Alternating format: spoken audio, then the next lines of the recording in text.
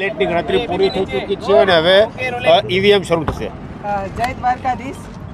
આજે વિધાનસભાની પેટા ચૂંટણીની મતગણતરી છે ત્યારે જ્યારથી જાહેરનામું પડ્યું ત્યારથી કરીને અત્યાર સુધી જ્યાં પણ અમે ગ્રામ્ય વિસ્તારમાં પ્રવાસ કર્યો, લોકોના આશીર્વાદ માગ્યા.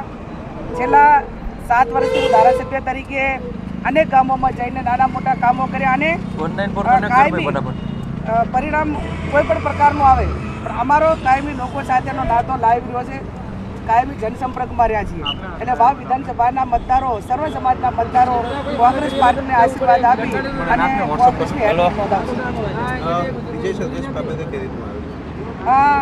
અમે એ બાબતમાં કાંઈ લાભ માનતા નથી. એનું કારણ કે અમારી 24ની ચૂંટણી હોય, 22ની હોય, જનતાનો આભાર વ્યક્ત કરવાનો હોય અને સાથે રહીને જીત્યા પછી કોઈ પણ પ્રતિનિધિ એ કોઈ પક્ષનો નથી હોતો, એ સર્વ વિસ્તારના તમામ સમાજના અને સર્વ સમાજના મતદારોના નાગરિકોનો હોય છે. તો નાગરિકોના હિતમાં સર્વ સમાજને સર્વ પક્ષે સાથે મળીને કામ કરે એ પ્રણાલિકા અમારી કાયમી રહી છે અને આ વખતે પણ રહેશે. બેન, લીડ કેટલી?